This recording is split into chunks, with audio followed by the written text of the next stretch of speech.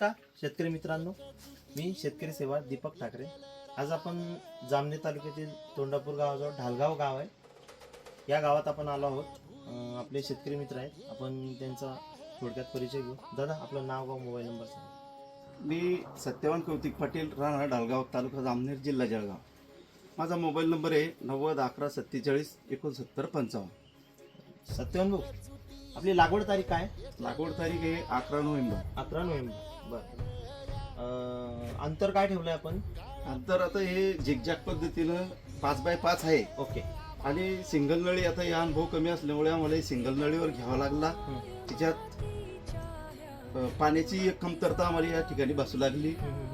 त्याच्यानंतर आमचं जे काही त्याबद्दलची जी काही माहिती होती आमची केळीची, ती अपूर्ण असल्यामुळे आम्ही बरेच दिवस या गोष्टीत अडून बसलो होतो. बरोबर. त्याच्यानंतर त्याच्यात शेतकऱ्याच्या सांगणीनुसार किंवा या केळीमध्ये आंतरपीक म्हणून टरबूज घ्यावं, बरोबर. म्हणून आम्ही टरबूजची तयारी केळी लावल्याच्या 15 दिवसानंतर या ठिकाणी 2 डिसेंबरला जवळपास या ठिकाणी टरबूजचे रोपं घेतले आणि 2 झाडाच्या आतमध्ये त्यात 2 रोपटे अशी लावण या ठिकाणी केली. बरोबर. जवळपास 6000 रोप या ठिकाणी आम्ही त्या ठिकाणी सेट केलं. बरोबर. परंतु तरीही आम्हाला त्या गोष्टीत ज्ञान नसल्यामुळे शेतकऱ्याच्या सांगण्यानुसार आम्ही हे लावत बसलो. बरोबर. नंतर मग आम्ही पुढे काय करावं हे समजत नव्हतं. ओके. परंतु आता तुम्ही आमच्या मार्गस्थ रस्त्यामध्ये आले हो. आणि तेव्हापासून तुम्ही आम्हाला जे मार्गदर्शन केलं बरोबर. आणि टरबूज निघेपर्यंत तुमचं मार्गदर्शन या ठिकाणी लाभलं. बरोबर. परंतु टरबूज निघल्याच्या नंतर उन्हाळा सुरू झाला. तर उन्हाळा सुरू असताना या ठिकाणी या बागेमध्ये पिवळापणा सुरू झाला आणि काय करावं हे गोष्टी आम्हाला सुचत नव्हत्या. बरोबर. तिच्यात पाणी कमी पडलं आणि टेम्परेचर वाढून या ठिकाणी आमचं या ठिकाणी असं मनही बसलं आणि त्या म्हणजे बागाला पाव असं वाटत नव्हतं.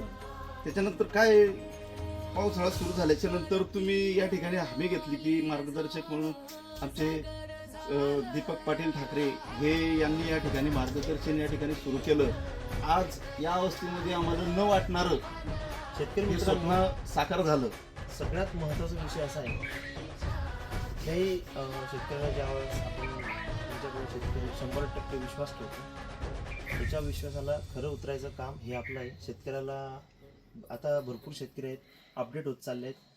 असे जे शेतकरी आहेत त्यांना आपल्याला फार पुढे न्यायचं आहे. कारण आपला भारत देश हा आपण आजही कृषी प्रधान देश म्हणून आपली भारताची ओळख आहे. सगळ्यात महत्त्वाचं, यांचं ज्यावेळेस पाणी कमी झालं हे फार नर्वस झाले. त्यांचा मला फोन आला, साहेबांनी काय करू.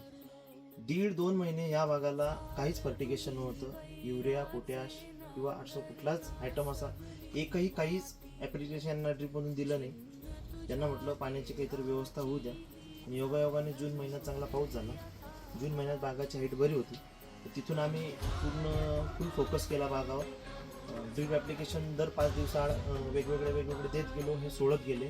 तिथून बागाची क्वालिटी न येणारा बाग हा आज या सिच्युएशनला आहे.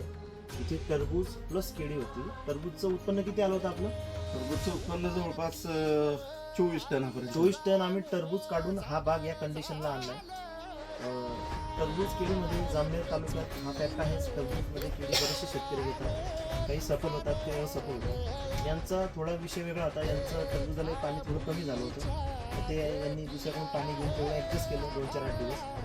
ह्या सिच्युएशनला आहे आज बाग की सुंदर अशी निसवळ झालेली आहे. 100% निसवळ झालेली आहे. 2 फणीतलं अंतर पाहू शकता. गॅपिंग पहा, एक नंबर क्वालिटी आहे जी खूप सुंदर.